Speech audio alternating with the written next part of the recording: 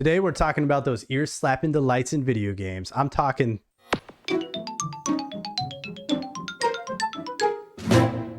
And of course... And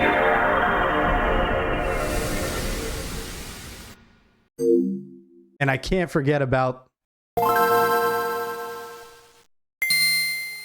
Sound design is such an important role because it really teleports you to that world. I mean, if you take the ambiance from like Red Dead Redemption 2, galloping the plains, you're hearing the horse, from that to taking, damage in Minecraft. I feel like sound design is that final piece of the puzzle that really just ties everything in together. I mean, if you close your eyes right now, I'll close my eyes and think about that one boss fight. That one boss fight for me is the Abyss Watchers from Dark Souls 3. And then just take away all the music, all the slashing and everything like that. And it's just you and the Abyss Watchers for me. Like that's crazy to me. The Abyss Watchers from Dark Souls 3 took me like too many tries, like probably 30 tries. I'm just thinking about that. That boss fight was stupid hard for me. I don't know why. From sound design in FPSs to stealth games, it really brings in that final element of immersion. I mean, if you take from the shots that you hear in the backgrounds to, the indications of your sounds being shown to other enemies, it's just really interesting. I mean, one of the games that really stands out, I feel like, is horror games. For me, I could relate that to Resident Evil games. I played a lot of those. And even though I'm armed to the teeth, it takes that away completely just because of the eerie sounds as I'm walking through. It's just, for some reason, my flight sense kicks in and I want to get out. I mean, every time when I play those games and I'm sitting with my headphones over my ears, I'm constantly kind of looking behind me. I don't know why. It just does that to me. It brings that anxiety inducing feeling. And yeah, just not into that. I'm a total baby when it comes to these games. I just can't really play those horror, walk through haunted houses. My wife's a big fan of them. And when she's playing Outlast or something like that, I can watch it, but I just feel so anxious, almost anxious for her. I can't do it while she's having a great time, laughing and playing those games. I'm just freaked out. I don't know why. They're not for me, but I can really appreciate the sound design, just putting in that creepy environment and really pulling you into that, world. If it's an abandoned hospital or just a creepy dungeon, it really amplifies that situation and makes you feel really, tense. I've been playing through Baldur's Gate 3 with a couple buddies of mine, and in that game, there's so many sounds and elements that really pull everything together. I'm playing a half human character that I've named Jahorn. Oh, now you need an intelligence. You're not very religious, dude. Let's find out. Add bonus. Oh, come on. Got it. Damn. Oh, no, you're not making it. Nah, that Yeah. sucks. Kick down. The longer you stare at the dark and Your ogre decimated pretending words, like he knows the how more to your read. head aches. He's like, I can't. He's like, I can't let these guys think that I'm not reading Get this out of book. here, you illiterate fuck. He's like, how much time do I need to spend staring at this page before they notice that I can't read? Fucking. He's like a warrior class, super strong, brute. And in that game, there was a chest that was across a vaulting area, and I have super high jumping skills because I was trying to make freaking Superman. And I jumped over there, alley-ooped the chest to my teammate who's actually proficient in lockpicking.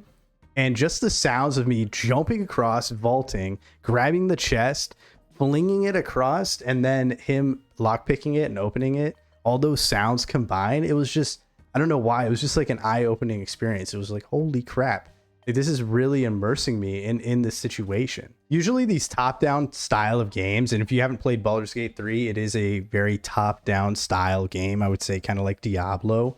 And it usually doesn't pull me into that world as much.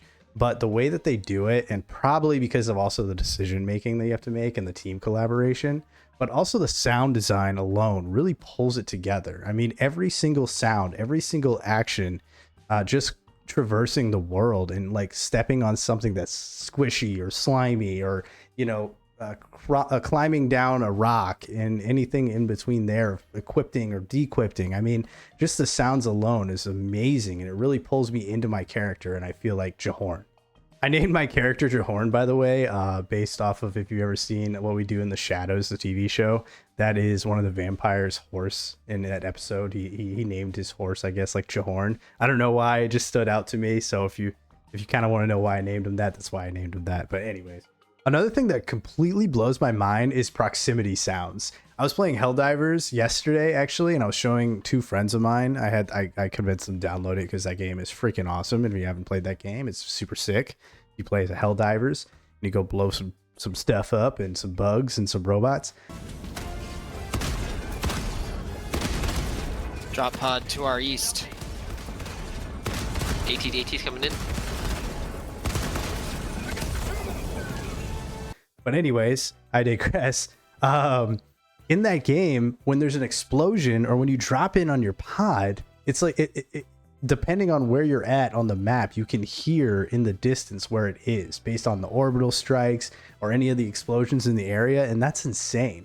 Like, because I'm thinking about it, and it really puts me in the Helldivers kind of position, and it also builds that anxiety. I mean, just the other day when I was showing my buddies the game, they were talking about it, and they're like, how do you focus on looking at the map or, you know, coordinating the orbital strikes? And, you know, if you played, there's like a code, and basically every Helldiver does it on their arm. Super sick, but it's like up, down, left, right, or whatever when you're trying to call something in, like an orbital strike or, you know, a recruitment.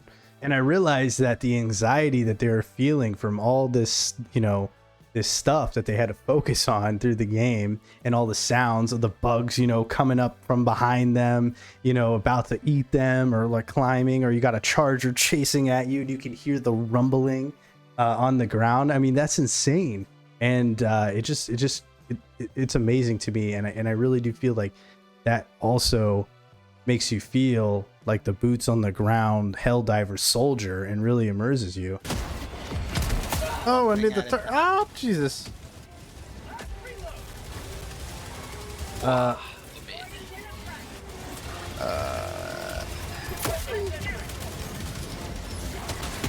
an orbital strike going in.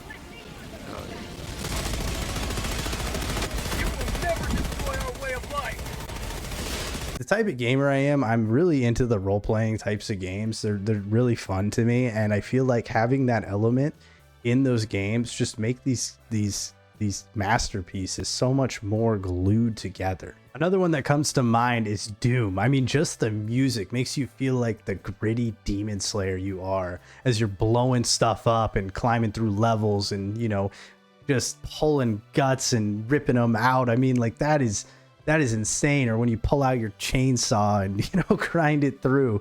I mean, all those sounds really immerse you in that situation and ramp up the level with the music and the design and everything meshing together. I mean, this is that game in itself is really insane. If you play Doom, you know exactly what I'm talking about. I mean, it's like a paradise for your ears if that paradise is filled with demons and metal ensemble with guns blazing.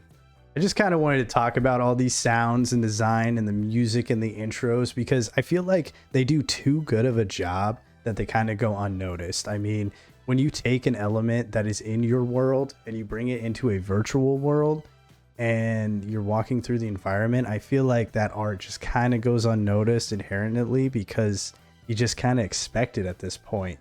But it takes away from the fact of how much work that takes, you know, from the musicians to the sound engineers and all of that.